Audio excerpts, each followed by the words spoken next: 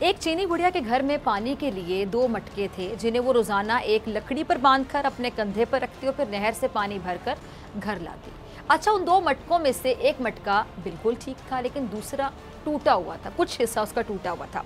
अब होता क्या था कि हर बार ऐसा होता कि जब वो बुढ़िया नहर से पानी लेकर घर पहुंचती तो टूटे हुए मटके का जो आधा पानी है, चूंकि वो टूटा हुआ था तो आधा पानी रास्ते में बह चुका होता, जबकि दूसरा मटका सही तरीके से सही हालत में घर पहुंचता और पूरा पानी उसमें होता।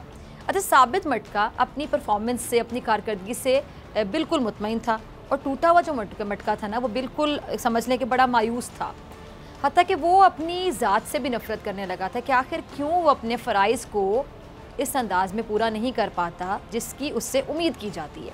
अच्छा, फिर मुसलसल 2 साल तक नाकामी की कह लें कि तल्ख और कड़वाहट लिए टूटे हुए घड़े ने एक दिन उस औरत से कहा कि मैं अपनी इस माजूरी की वजह से बहुत शर्मिंदा हूँ कि जो पानी आप इतनी मुशक्क़त से भरकर इतनी दूर से लाती हैं, उसमें से काफ़ी सारा सिर्फ मेरे टूटे होने की वजह से घर पहुँचते पहुँचते रास्ते में ही गिर जाता है, बह जाता है।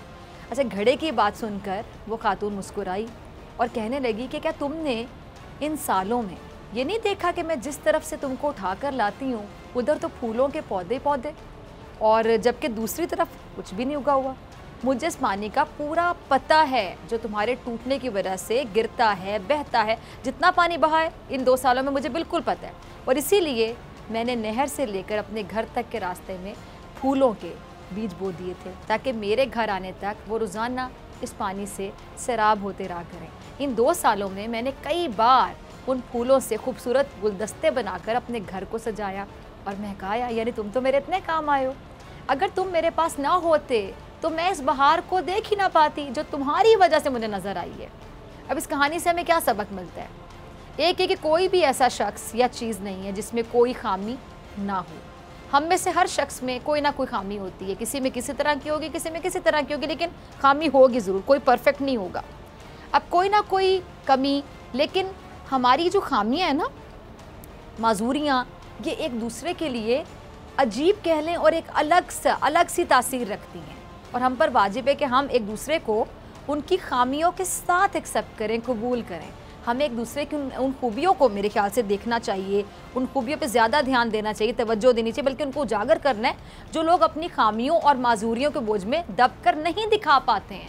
वो खूबियाँ जो नहीं दिखा पाते हैं, हम सब में कोई ना कोई ऐब है, कोई ना कोई कमी है, फिर क्यों ना हम अपने उन ऐबों के साथ एक दूसरे के ऐबों को भी, खामियों को और साथ खूबियों को मिलाकर अपनी अपनी ज़िंदगियों से भरपूर लुत्फ़ उठाएं। ऐसा हम क्यों नहीं करते? हमें एक दूसरे को उसी तरह कबूल करना है ना कि हमारी खूबियाँ हमारी खामियों पर पर्दा डाल रही हों, लेकिन हम देखते हैं जी रोज़मर्रा की ज़िंदगी में हम एक दूसरे की जो खूबियाँ हैं उनको जानते हुए भी, हमें पता है इसमें खूबी है, लेकिन हम खामोश रहते हैं और दूसरों की तारीफ़ नहीं करते हैं, क्योंकि हमारे अंदर का एक तो हसद होता है, दूसरा कमज़रफ़ी कहना है कि कमज़र बंदा किसी की तारीफ़ नहीं करेगा ना, और हासिद किसी की तारीफ़ नहीं करेगा। आपके अंदर जो हसद होगा या आपकी कमज़रफ़ी होगी आपको रोकेगी किसी की तारीफ़ करने से।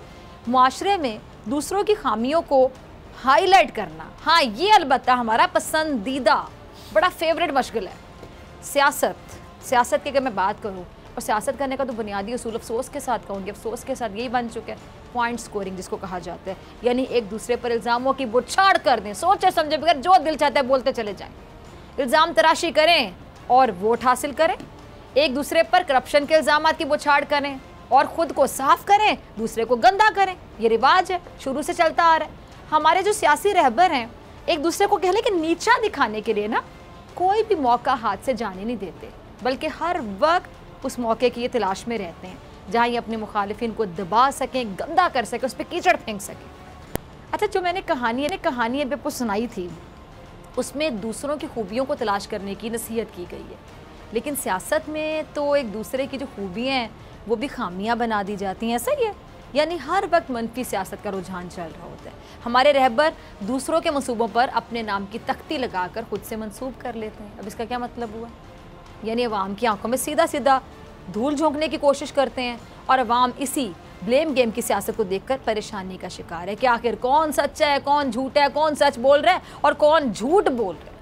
अब आजकल सियासी हलकों में एक दूसरे पर करप्शन के इल्ज़ामात की बाज़गर सुनाई दे रही है, यानी एक दूसरे से बेगुनाही के सर्टिफिकेट मांगे जा रहे हैं, कोई एक इल्ज़ाम लगाता है तो फिर जवाबी तौर पे दूसरा इल्ज़ाम तैयार होता है, जिस पर इल्ज़ाम लग रहा होता है ना वो भी धमकाता हुआ नज़र आ रहा होता है कि जी उसके पास भी इल्ज़ाम लगाने के वाले के खिलाफ ना बड़े बड़े सबूत मौजूद हैं, तो मुझे छेड़ना ना, सबूत ले आऊँगा सामने।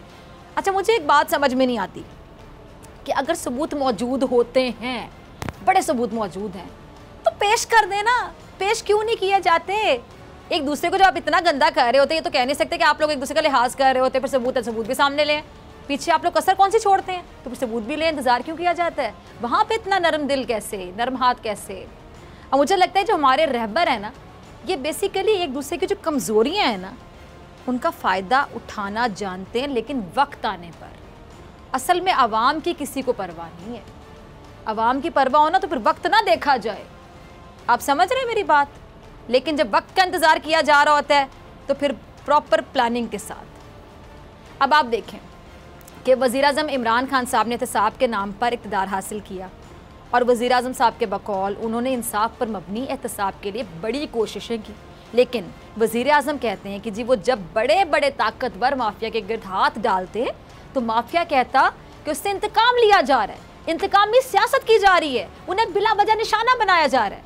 कहने का मकसद ये कि हुकूमत के बकौल ऑपोजिशन एहतसाब को मशकूक बनाना चाहती है और अपने एहतसाब से राह फरार अपनाती नज़र आती है, क्योंकि उन्हें हिसाब देने की आदत ही नहीं है, कभी किसी ने पूछा ही नहीं।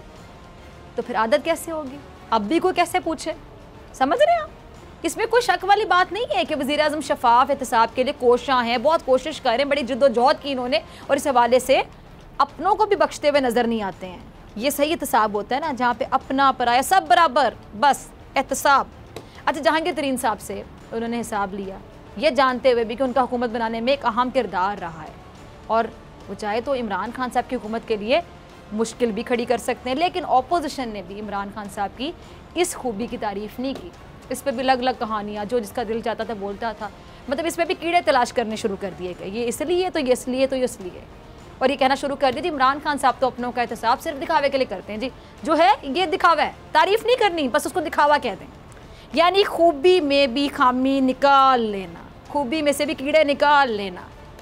अब ये जो वक्त है ना, ये मनफी सियासत का है ही नहीं, बल्कि एक दूसरे की खामियों पर पर्दा डालकर मिल बैठे, ये है वक्त। लेकिन हो क्या रहा है? लग ऐसा रहा है कि जी अपोजिशन और हुकूमत सिर्फ एक दूसरे से उलझना ही चाहती है, कोई सुलझना नहीं चाहता, कोई सुलझाना नहीं चाहता। अब ये जो बरतानवी अदालत के शहबाज शरीफ साहब उनके बेटे सलमान शहबाज के हवाले से जो फैसला है, उसके बाद से हुकूमत और अपोजिशन में आप देख रहे होंगे कि बड़ी गर्मा गर्मी बढ़ चुकी है। शहबाज शरीफ साहब फैसले के बल पर हुकूमत को कड़ी तनकीद का निशाना बना रहे हैं और हुकूमत ने नून लीग के खिलाफ सड़कों और मोटरवेज के मनसूबों में ये जो करप्शन के इल्ज़ाम हैं वो लगा दिए हैं। अब उसके बाद नून लीग क्या कहती है कि जी जब मनी लॉन्ड्रिंग से कुछ नहीं मिला तो अब हुकूमत सड़कें ले आई है। सब्सक्राइब करें और बेल दबाएं ताकि कोई खबर रह न जाए।